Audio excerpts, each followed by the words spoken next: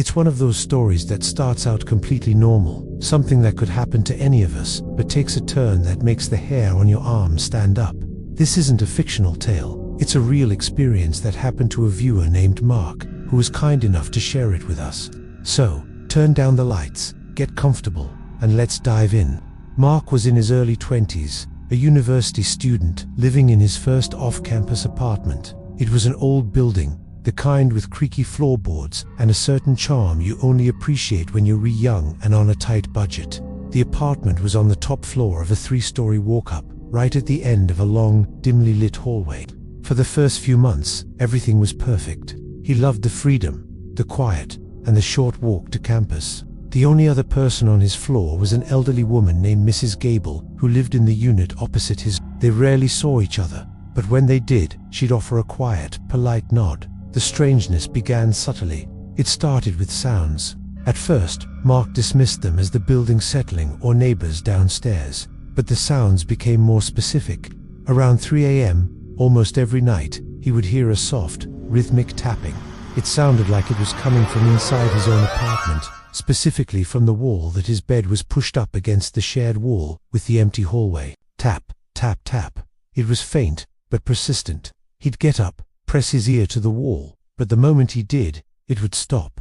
He tried to rationalize it pipes, the old wiring, anything. Then came the whispers. Late at night, while studying, he'd catch faint murmurs. It was so low he could never make out words, sounding like a distant radio playing in another room. But his radio was off. He'd pause, hold his breath, and listen. Silence. The moment he'd go back to his textbook, the whispering would start again, always just on the edge of his hearing. He started sleeping with headphones in, blasting white noise to drown it out. He was beginning to feel constantly on edge, his own quiet sanctuary turning into a place of anxiety. One evening, he was coming home late from the library.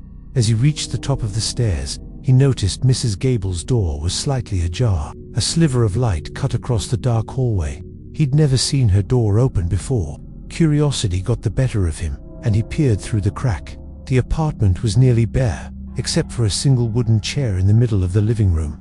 And on that chair, facing away from the door, sat Mrs. Gable. She was completely still, just staring at the far wall. It was unsettling, but he figured it was none of his business, so he quickly went into his own apartment and locked the door. The tapping started an hour earlier that night. A week later, Mark was struggling with a bad cold. He'd been in bed all day, feeling miserable. Around dusk, he heard a knock at his door. He groaned, dragging himself out of bed, expecting it to be a delivery. But when he looked through the peephole, he saw Mrs. Gable. Her face was pale, her eyes wide and unfocused. She wasn't looking at his door, but past it, down the empty hall. He waited, but she didn't knock again. She just stood there. For a full 5 minutes, she stood motionless, her back partially to his door, before slowly turning and walking back to her apartment. Mark didn't open the door. A cold dread, completely unrelated to his fever, washed over him. The next day, Mark felt a bit better and decided he needed some fresh air. On his way out, he saw the building superintendent, a friendly guy named Dave. Mark decided to ask about Mrs. Gable, trying to sound casual. "Hey Dave," he said, "how's my neighbor, Mrs. Gable, doing? Saw her the other day and she looked a little unwell." Dave's friendly expression vanished. He looked at Mark, confused. "What are you talking about, kid?" he asked. "There's no Mrs. Gable. That apartment across from yours has been empty for over a year. The last tenant, an old woman, passed away, right there in her living room. It's been vacant ever since we cleaned it out." Mark's blood ran cold. "No, that can't be right," he stammered. "I've seen her. We've nodded to each other in the hall." Dave shook his head firmly. "Impossible.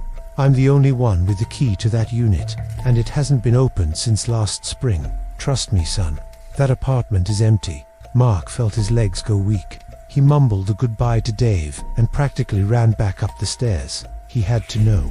His heart hammered against his ribs as he stood before the apartment opposite his. The door was shut tight. He remembered seeing it ajar, seeing her inside. Was he losing his mind? Was the stress of school and lack of sleep finally getting to him? He spent the rest of the day in a haze of fear and confusion. Every creak of the building made him jump. That night, He couldn't bring himself to go to bed. He sat on his couch, staring at the shared wall, waiting.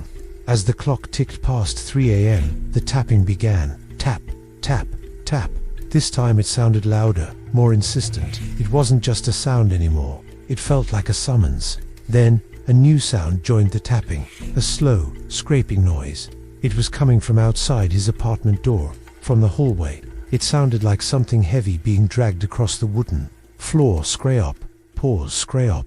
Mark was paralyzed with fear, his eyes locked on his front door. He crept over to the peephole, his hands trembling so much he could barely hold himself steady. He put his eye to the lens, and what he saw is forever burned into his memory. The hallway was dark, but he could make out a figure.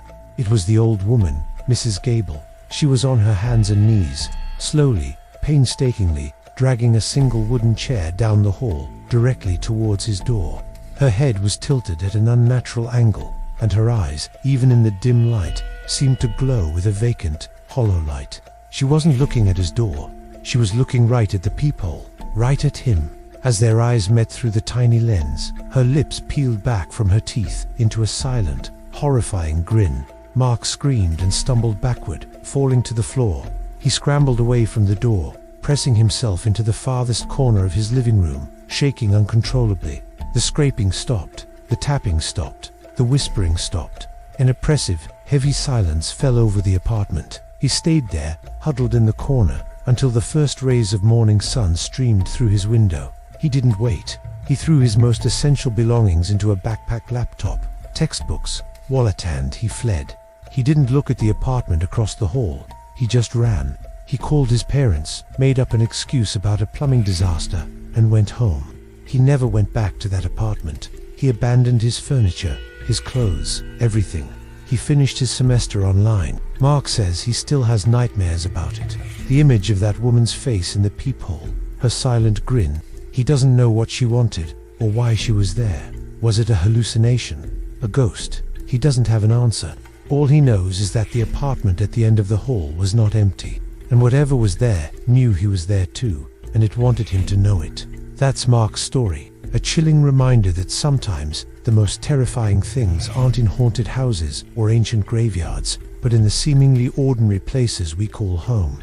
What do you guys think? Let me know your theories in the comments below.